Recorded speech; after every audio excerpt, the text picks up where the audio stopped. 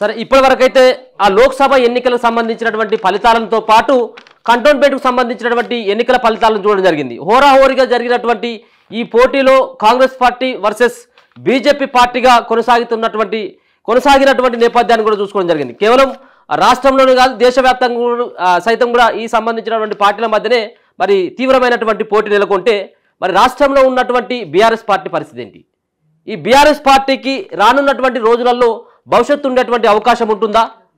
ఇప్పటికే తెలంగాణ రాష్ట్రంలో అసెంబ్లీ ఎన్నికల్లో చతికిలబడినటువంటి కేసీఆర్ కనీసం పార్లమెంటు ఎన్నికలైనా కనీసం 2-3 సీట్లైనా సాధించి తెలంగాణ రాష్ట్రంలో బీఆర్ఎస్ పార్టీకి మళ్ళీ పూర్వవైభవం వచ్చిందని చెప్పేసి నిరూపించేందుకు చాలా రకాలైనటువంటి ప్రయత్నాలు చేయడం జరిగింది. నిన్న వచ్చినటువంటి ఏదైతే ఒక మహబూబ్ నగర్ సంబంధించినటువంటి స్థానిక సంస్థల సంబంధించినటువంటి ఎన్నిక ఏదైతే ఉందో ఆ ఎన్నికల్లో విజయం సాధించినటువంటి బీఆర్ఎస్ పార్టీకి సంబంధించినటువంటి వర్కింగ్ ప్రెసిడెంట్ కేటీఆర్ చాలా బీరాలు పలుకుతూ కొన్ని వ్యాఖ్యలు చేయడం జరిగింది. బీఆర్ఎస్ పార్టీకి తెలంగాణ రాష్ట్రంలో ఖచ్చితంగా భవిష్యత్తు ఉంటుంది, తెలంగాణ రాష్ట్రంలో ప్రజలంతా కూడా కారు పార్టీని ఆదరిస్తూ ఉన్నారు, కేసీఆర్ కావాలని చెప్పేసి కోరుకుంటున్నారని చెప్పేసి కొన్ని మాటలు మాట్లాడడం జరిగింది.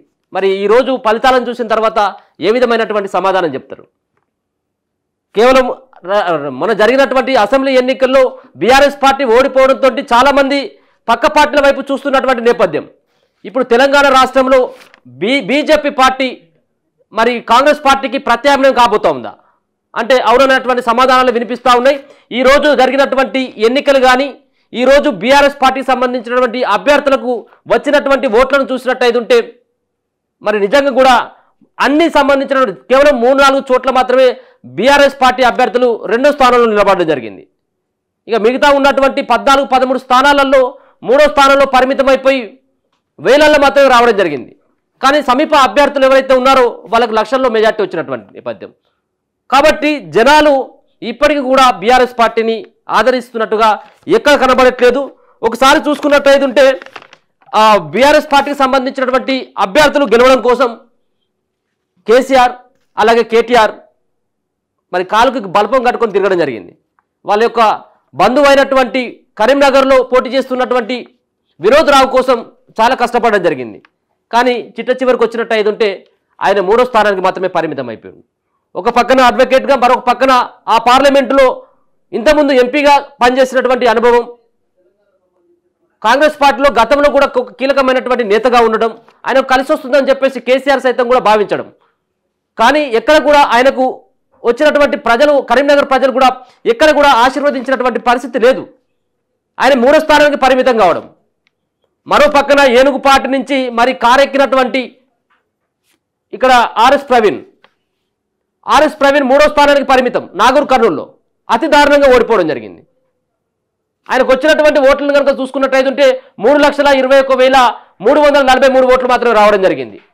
ఒకసారి చూసుకుంటే ఈయనకు కనుక గెలిచినటువంటి అభ్యర్థికి మల్లు రవికి మరో పక్కన 3వ స్థానంలో ఉన్నటువంటి ఆర్ఎస్ ప్రవీణ్ యొక్క మెజార్టీ కనుక చూసుకున్నట్టయితే ఇద్దరి మధ్యలో డిఫరెంట్ సుమారుగా 1,43,000 ఓట్ల మెజార్టీతోటి మరి మల్లు రవి గెలవడం జరిగింది. అంటే 3వ స్థానానికి మాత్రమే పరిమితం కావడం జరిగింది. ఎక్కడ ఈ యొక్క సంబంధించినటువంటి స్థానమే కాదు, మిగతా సంబంధించినటువంటి మెదక్లో సైతం అది కూడా గెలుస్తారన్నటువంటి హోప్ పెట్టుకున్నటువంటి బీఆర్ఎస్ పార్టీ అక్కడ గెలుస్తారని చెప్పేసి కేసీఆర్, అలాగే గజ్వేల్ సంబంధించినటువంటి పార్లమెంట్ సెగ్మెంట్లో ఉన్నది, సిద్దిపేట హరీష్ రావు సెగ్మెంటు, అక్కడ మెదక్లో కలెక్టర్గా పనిచేసినటువంటి వెంకటరామరెడ్డి, ఇవన్నీ కలిసి వచ్చి అక్కడ ఆయన గెలుస్తాడు కావచ్చు అని చెప్పేసి భావించడం జరిగింది బీఆర్ఎస్ పార్టీకి సంబంధించినటువంటి కీలకమైనటువంటి నేతలు, ముఖ్యంగా కేసీఆర్. అని 3వ స్థానానికి మాత్రమే పరిమితం.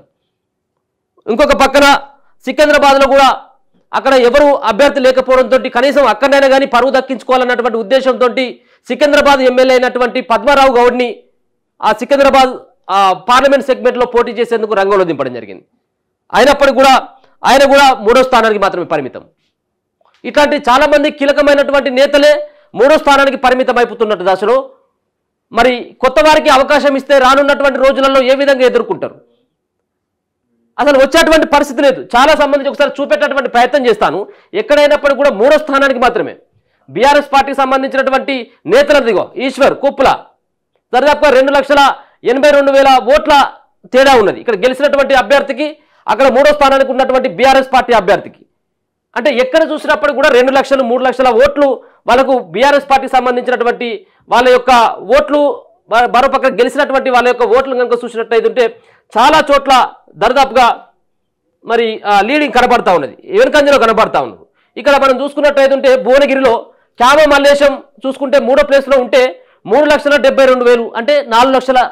అంటే ఇక్కడ బీఆర్ఎస్ పార్టీ ఏ విధంగా బలపడుతుంది రానున్నటువంటి రోజుల్లో. ఇక క్యామ మల్లేశం లాంటి వాళ్ళకు కూడా ఇక్కడ బీజేపీ పార్టీ అభ్యర్థి కనుక చూసుకున్నట్టయితే కేవలం అంటే సరే ఏమైనప్పుడు కూడా ఓడిపోయినప్పుడు కూడా 2,22,000 ఓట్లు. ఇక్కడ గతంలో ఈ సంబంధం 2 సార్లు ప్రభుత్వాన్ని ఏర్పాటు చేసినటువంటి బీఆర్ఎస్ పార్టీ సంబంధించిన నిలబెట్టినటువంటి అభ్యర్థులేమో 3వ ప్లేస్. అది కూడా లీడర్ ఒకసారి చూసుకున్నట్టయితే అర్థమవుతా ఉన్నది. ఈ అన్నింటినీ కనుక మనం పరిశీలించినట్టయితే రానున్నటువంటి రోజులలో ఎమ్మెల్యేలుగా ఓడిపోయినటువంటి తెలంగాణ రాష్ట్రంలో బీఆర్ఎస్ పార్టీ ఓడిపోయిన తర్వాత ఏ విధమైనటువంటి రాజకీయపరమైనటువంటి చేంజ్ కనపడ్డదో బీఆర్ఎస్ పార్టీలో చాలామంది పక్క పార్టీల వైపు చూసిళ్ళు. దానిలో భాగంగా సిట్టింగ్ ఎంపీలు అయినటువంటి సుమారుగా 4-5 ఎంపీలు ఆ పార్టీకి రాజీనామా చేసి బయటికి వెళ్ళిళ్ళు. 2-3 ఎమ్మెల్యేలు సైతం కూడా పక్క పార్టీలకు వెళ్ళిళ్ళు. ఇంకో కొంతమంది క్యూలో ఉన్నారు. ఇప్పుడు జరిగినటువంటి ఈ ఎన్నికల ఫలితాలు చూసిన తర్వాత అసలు కారు పార్టీ పూర్తి స్థాయిలో ఏమైనా ఖాళీ కాపోతుందా? దాంట్లో మిగిలేటువంటి నేతలు కేవలం కేసీఆర్ కుటుంబ సభ్యులే ఉంటారా? అసలు వాళ్ళు కూడా ఉంటారా లేదా? దాంట్లో హరీష్ రావు ఉంటారా లేదా అనేది కూడా కొంత అనుమానంగానే ఉన్నది. ఈ యొక్క తీర్పు నిజంగా కూడా బీఆర్ఎస్ పార్టీకి అయితే అతిపెద్ద దెబ్బగానే చెప్పుకోవచ్చు. జరిగినటువంటి ఎన్నికల ఫలితాలు వచ్చినటువంటి ఎన్నికల ఫలితాలు మరి చూసినట్టయితే 2 రాజకీయ పార్టీలు జాతీయ రాజకీయ పార్టీలు అయినటువంటి 2 కాంగ్రెస్ పార్టీ మరో పక్కన బీజేపీ పార్టీ మధ్యలోనే జరిగినట్టుగా స్పష్టంగా అర్థమవుతా ఉన్నాయి. దీనికి ఏ విధమైనటువంటి సమాధానం చెప్పుకుంటారు? ఒక పక్కన తెలంగాణ రాష్ట్రంలో పార్టీ అంతరించిపోతుంది, పార్టీకి ఆదరణ తగ్గిపోతుందని చెప్పేసి అనుకున్నటువంటి దశలో కేసీఆర్ కొంత సెంటిమెంట్ని రగిల్చేటువంటి ప్రయత్నం చేస్తాడు. కానీ ఈ సెంటిమెంట్ని ఇప్పుడు నమ్మేటువంటి పరిస్థితులలో తెలంగాణ ప్రజలు లేరనేది స్పష్టంగా అర్థమవుతా ఉంది. చూద్దాం మరి దీన్ని బీఆర్ఎస్ పార్టీ అధినేత కేసీఆర్ కానీ వర్కింగ్ ప్రెసిడెంట్ కేటీఆర్, హరీష్ రావు ఈ యొక్క వాళ్ళ కామ్దాన్ అంతా మరి ఏ విధమైనటువంటి ప్రయత్నాలను రానున్నటువంటి రోజులలో ఆ పార్టీ బలోపేతం కోసం పనిచేస్తుందనేది కూడా చూడాలి. కానీ ఈరోజు జరిగినటువంటి ఫలితాలు వచ్చినటువంటి ఫలితాలను చూసిన తర్వాత కల్వకుంట్ల చంద్రశేఖరరావుకి నిద్ర పట్టేటువంటి పరిస్థితి లేదు, ఎక్కడ కూడా సమర్థించుకున్నటువంటి పరిస్థితి లేదు. సరే 2వ స్థానానికి పరిమితం అయిపోయినప్పుడు కూడా ఏదో రకంగా మాట్లాడేమో మీడియా ముంగడికి వచ్చి, కానీ వచ్చేటువంటి పరిస్థితి లేదు. ఇక మనం చూసుకోవడం జరిగింది.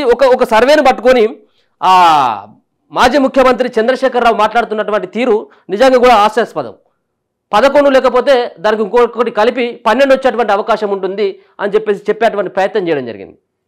అసలు ఆ ప్లస్ ఒక్కటి కాదు కదా, 0 కూడా వచ్చేటువంటి పరిస్థితి లేదని మనం కూడా గతంలో చెప్పడం జరిగింది. ఒక్క సీటు కూడా రాలేదు. అన్ని సీట్లు కూడా 3వ స్థానానికి మాత్రమే పరిమితం. కాబట్టి ఈ ప్రజలంతా తెలంగాణ ప్రజలంతా కూడా బీఆర్ఎస్ పార్టీని నమ్మేటువంటి రోజులు అయిపోయినాయి. కేసీఆర్ చేసినటువంటి వ్యవహారం కావచ్చు, కేసీఆర్ కుటుంబం చేసినటువంటి దోపిడిని ఇంకా ప్రజలు మర్చిపోలేదనేది ఈ యొక్క ఎన్నికల ఫలితాలు చూసిన తర్వాత స్పష్టంగా అర్థమవుతా ఉన్నది. చూస్తూనే ఉండండి మన తొలి వెలుగు.